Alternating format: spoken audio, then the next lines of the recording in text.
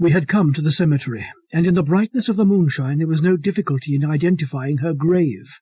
It lay some 20 yards from the small chapel, in the porch of which, obscured by shadow, we concealed ourselves. From there we had a clear and open sight of the grave, and now we must wait till its infernal visitor returned home. The night was warm and windless.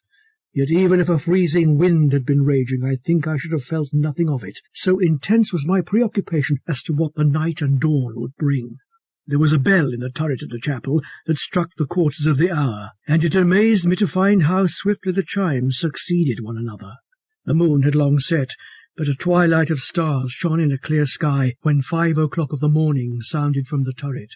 A few minutes more passed, and then I felt Ercombe's hand softly nudging me, and looking out in the direction of his pointing finger, I saw that the form of a woman, tall and large in build, was approaching from the right. Noiselessly, with a motion more of gliding and floating than walking, she moved across the cemetery to the grave, which was the centre of our observation. She moved round it as if to be certain of its identity, and for a moment stood directly facing us. In the greyness to which now my eyes had grown accustomed, I could easily see her face and recognize its features. She drew her hand across her mouth as if wiping it, and broke into a chuckle of such laughter as made my hair stir on my head. Then she leaped onto the grave, holding her hands high above her head, and inch by inch disappeared into the earth. Ercombe's hand was laid on my arm in an injunction to keep still, but now he removed it. "Come," he said. With pick and shovel and rope we went to the grave. The earth was light and sandy, and soon after 6 struck we had delved down to the coffin lid. With his pick he loosened the earth round it, and, adjusting the rope through the handles by which it had been lowered, we tried to raise it.